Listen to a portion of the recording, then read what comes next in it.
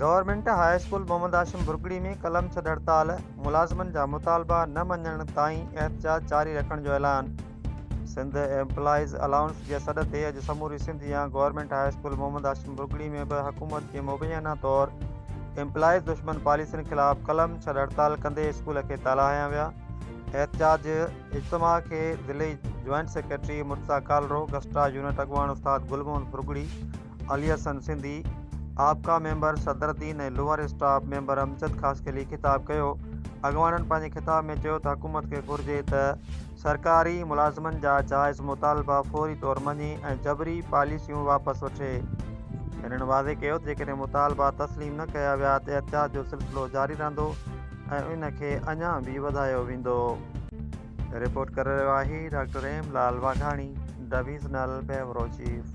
पाकिस्तान में 30% ॾिनो वियो सिंध वारनि खे। DRA जो नालो ई न आहे। सिंध जी आवाम खे ॿुधाईंदा हलूं त DRA हिकु अलाउंस थींदो आहे। टेई सूबा ॿिया ॾियनि पिया, सिंध वारनि वटि आहे ई कोन्हे। अजीब हिननि जा कानून आहिनि। पेंशन पॉलिसियूं जंहिं ख़ातिर गवर्नमेंट डिपार्टमेंट में माण्हू अप्लाई कंदा, नौकरियूं वठंदा, उहे पॉलिसियूं ख़तमु कयूं वियूं आहिनि।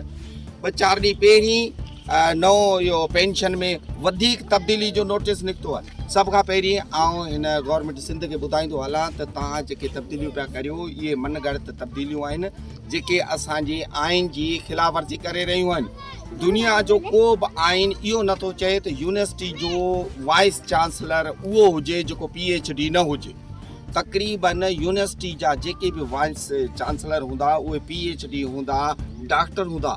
जॾहिं त हिते पंहिंजूं मनमानियूं करियो, सेक्रेटरीट में वियो, नयूं पोस्टूं क्रिएट करियो, प्रो चांसलर जूं पोस्टूं क्रिएट करियो। मनमानी वारा जेके माण्हू आहिनि 4 ॼणा वियो, जंहिंखे PhD छा रिसर्च हिकिड़ो पेपर ई पढ़णु कोन थो अचे, उन्हनि खे वाइस चांसलर कयो पियो थो वञे। उहे कानून पास थियनि पिया रातो राति, जेको सिंध जे कंहिं शऊर खे ख़बर बि न आहे, सिंध जे ॿारनि खे ख़बर बि न आहे।